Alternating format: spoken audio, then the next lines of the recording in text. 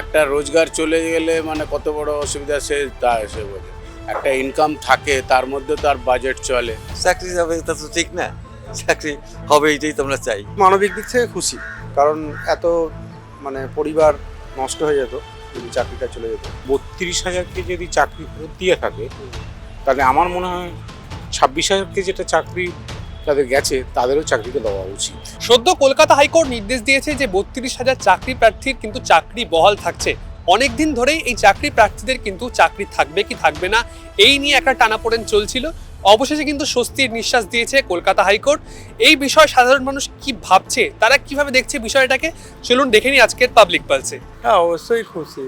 কেন, চাকরি চলে গেলে যে কি ভয়ঙ্কর একটা তাতে চাকরি থাকলে তো মানুষের একটা এটা ভালোই হয়, তার সংসারটা বাঁচে, তার জীবন। একটা চাকরি চলে গেলে মানুষের এর থেকে বিপজ্জনক আর কিছু হয় না। এটা অরিজিনালভাবে শিক্ষা যোগ্যতা থাকলে সে চাকরি পাক, এটাই খুশি।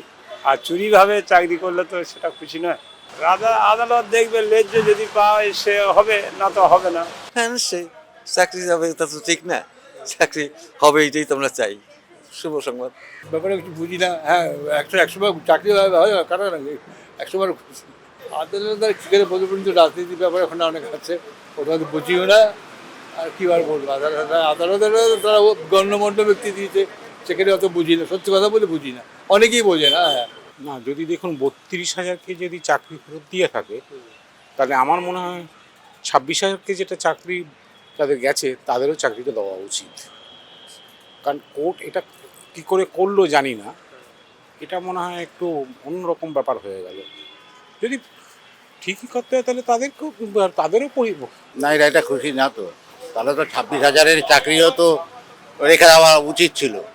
না, এটা তো খুশি, মানে এই যে মিনিমাম তো একটু তাদের তো একটু সংসারের একটু যাতে অভাবটা একটু দূর হয়ে যায়।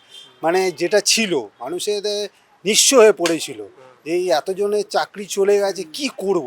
নিশ্চয়ই পেটে ভাত ৩২,০০০ না, ৪৭,০০০, ৪৮,০০০, তাদের পরিবার আছে, অতগুলো লোকের পেটে ভাত চলে গেছে। খুশি তো বটেই, ভালো জিনিস। যারা এতদিন ধরে মানে অনিশ্চয়তার মধ্যে দিন কাটাচ্ছে, একজনের রোজগারের ওপর তো একটা সংসার চলে, একটা বাড়ির পরিবার চলে।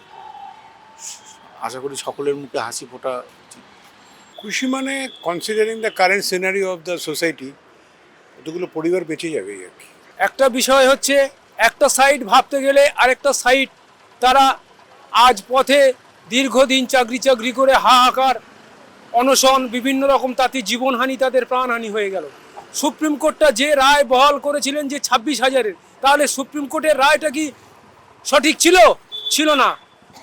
সুপ্রিম কোর্টের রায়টা যদি সঠিক হতো তাহলে এই যে ৩২,০০০ চাকরির রায়টা ভুল হয়ে যেত।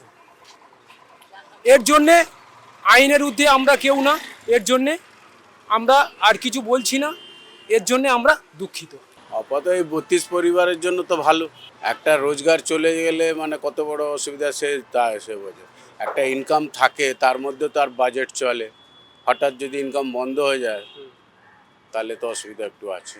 হ্যাঁ, এমনি অবশ্যই মানবিক দিক থেকে খুশি, কারণ এত মানে পরিবার নষ্ট হয়ে যেত যদি চাকরিটা চলে যেত, সেদিক থেকে আমি খুশি। আপনারা দেখে নিলেন সাধারণ মানুষ কি বলছেন, তাদের কি মতামত। আপনাদের মতামত জানান আমাদের কমেন্ট বক্সে এবং অবশ্যই নজর রাখুন আমাদের আরো পাবলিক পালসের এই ভিডিওগুলোতে।